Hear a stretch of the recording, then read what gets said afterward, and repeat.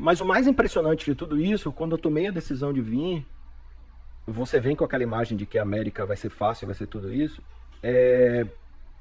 Minha esposa, com 13 dias de América, engravida.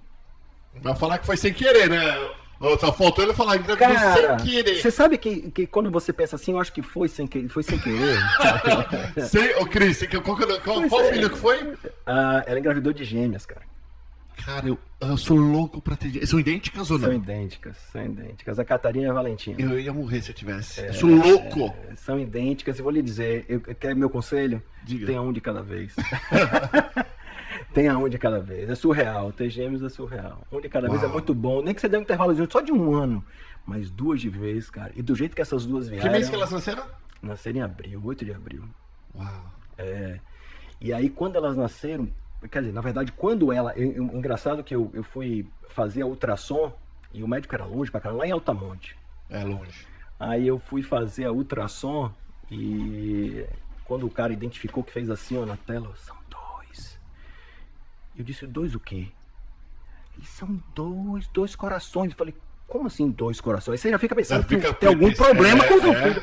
Não, são 2 bebês. Cara, eu fiquei branco.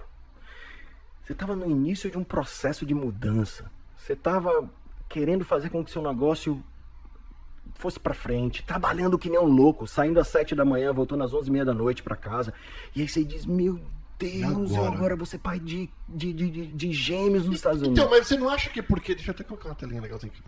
Mas você não acha que é porque na nossa cultura brasileira, filho a gente associa com despesa, associa com dor de cabeça. Total. Porque, cara, eu tenho 4 filhos aqui também, eu amo, por mim eu teria 10. Total. E não, eu te falei, pergunta para a Cris se ela não teria mais uns 3. Eu que mandei fechar a fábrica lá, porque se deixasse ela teria mais uns 3 fácil.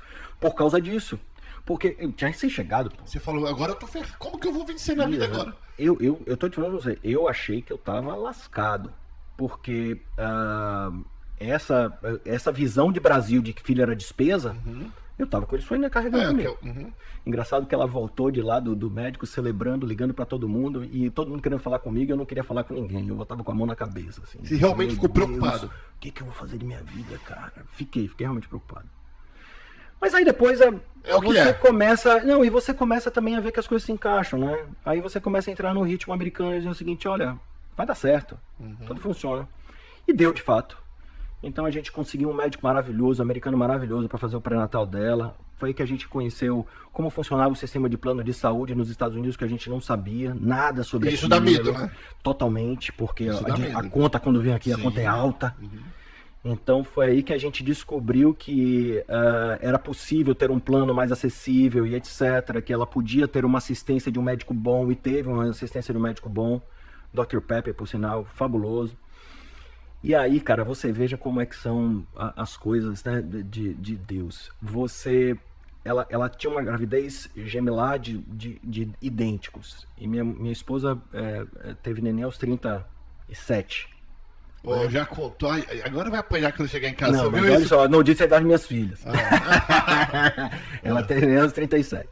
Então, assim, para aqui já era considerada uma gravidez de risco. 37 gêmeas univitelinas. Então, tem um sistema nos Estados Unidos que o médico pré-natal, ele quando tem gravidez de risco, ele encaminha para um high risk doctor, que é um médico de alto risco de gravidez. Que para nós, como é ótimo isso, maravilhoso. Excelente, fabuloso. Eu disse, tá bom, mas quem é o cara? Não, vou encaminhar para o Dr. Jordic. Aí eu disse, tá bom, quem é o Dr. Jordic? Aí fui atrás do Dr. Jordic, né, para saber quem era isso, marcamos lá, e etc. E ele atendia no Winnie Palmer. Que é um dos melhores hospitais do mundo. Exatamente. Uma senhora referência. Cara, esse médico entrou na sala para atender a Cristina, começou a falar um inglês assim, aquele inglês com sotaque, e eu olhando para ele falando, eu falei, doutor, você é brasileiro? Sou brasileiro. E aí quando ele falou que era brasileiro e começou a continuar falando português, eu falei, você é baiano.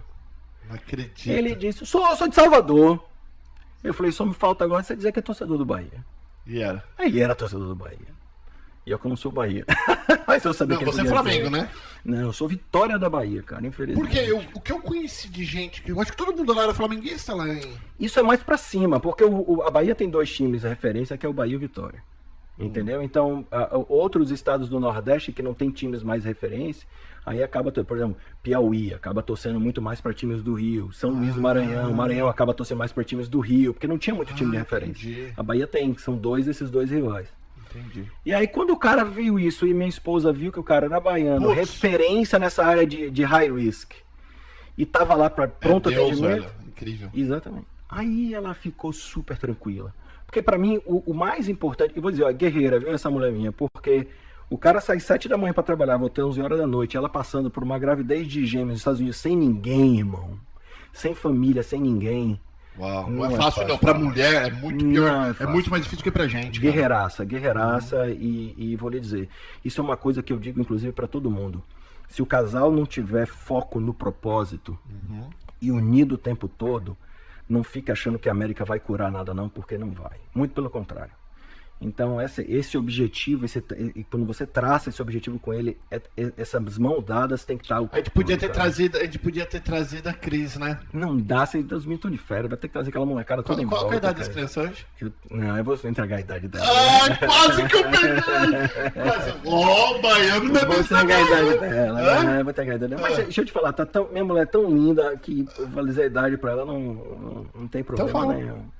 As meninas estão com 6 anos. Ah, novinha, ela tem 43. Não, ela teve 46, tá 46, desculpa. Então as meninas... Ah, não, porque ela ficou grávida. Exatamente. Cris, você tá novinha, você tá com a minha idade, Cris. Novinha, ó. Excelente. Pois é. E as minhas 6, eu tenho uma mais velha que veio com a gente da Bahia com 1 ano de 7 anos. Essa é baiana. Então tem uma de 7 e 2 de 6. As gêmeas são americanas, que nasceram aqui e a outra nasceu na Bahia, e tem o Eric lá no Brasil. Caramba. Então essa foi o meu primeiro assim, pá! Cara, você pai agora de gêmeas nos Estados Unidos, gêmeas americanas. E como foi todo esse processo de pré-natal, esse negócio? Tranquilo? Porque a Cris falava inglês ou não? Aí que tá, não. E quer que eu diga uma outra coisa? Diga. Eu sempre tive inglês bom no Brasil, que quando você tá no Brasil, você considera fluente. Mas você só realmente vira fluente quando você vive nos Estados Unidos. Impressionante como você aprende, o tanto que você aprende morando aqui em relação à língua inglesa. Deixa eu fazer uma pergunta rapidinho, até a respeito disso. Deixa eu colocar aqui. Fazer uma pergunta a respeito a isso. No Brasil, nas escolas, nós aprendemos inglês britânico, não é? Ou é americano? Depende. Por exemplo, se você pegar escolas que nem a cultura inglesa, elas têm uma tendência maior a ensinar o inglês britânico. Porque hoje as metodologias ficaram meio que universais, entendeu? É mais difícil. O que vai determinar o inglês britânico ou americano acaba sendo muito mais o sotaque do próprio professor. Porque as diferenças são poucas. Não é assim, você tem algumas coisas, mas principalmente o sotaque, a forma como o britânico fala é um pouco diferente. Mas no Brasil em si, não tem muito disso, não.